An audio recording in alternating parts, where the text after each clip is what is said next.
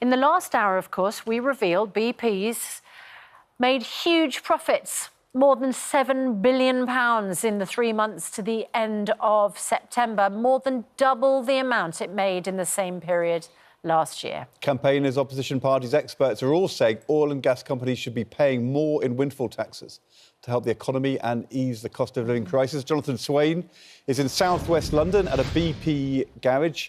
All this is coming, Jonathan, as families are struggling to pay their energy bills, trying to get their vouchers if they're on a prepaid meter, and the government is drawing up a budget for 2 weeks' time. Is action on these excess profits now back on the agenda?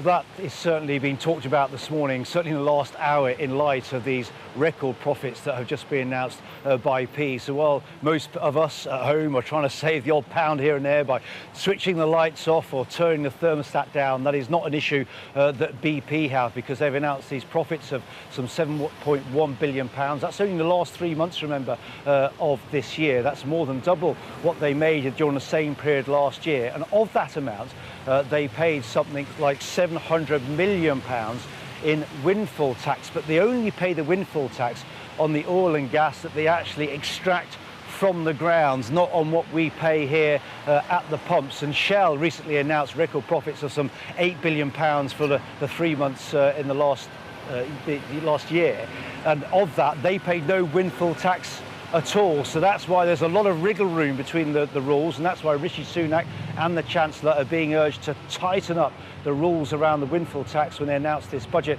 in the next few weeks ago. It's also, and this all comes in a backdrop, doesn't it, of the cost of living crisis, and also a backdrop of protests on the streets.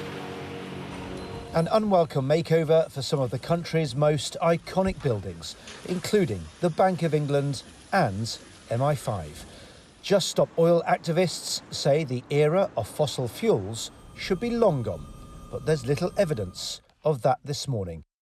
BP has just announced profits from July to September for a huge £7.1 billion. That's more than double the profit it made for the same period last year. Such sizable revenue has renewed calls from campaigners and opposition parties for a higher windfall tax. People will be sickened. You've got pensioners shivering under blankets. You've got mums and dads not putting the heating up because they're worried about feeding their children. And then you see these big profits, and it just beggars belief that the Tories refuse to tax these profits properly. The profits news is also set to infuriate those struggling through the cost of living crisis. Amid concern, many customers on prepayment meters are yet to redeem vouchers they're entitled to. This should work, and what we have to do is raise awareness to people.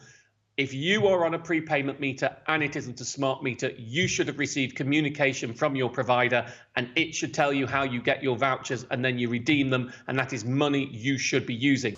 Meanwhile, millions of households will now start to receive their winter fuel payment, worth up to £600 for some families. But despite the various subsidies, it's claimed millions of people will still face dire fuel poverty. Prolific profits, then, posted by an oil giant, will do little to alleviate their misery. Jonathan Swain, Good Morning Britain.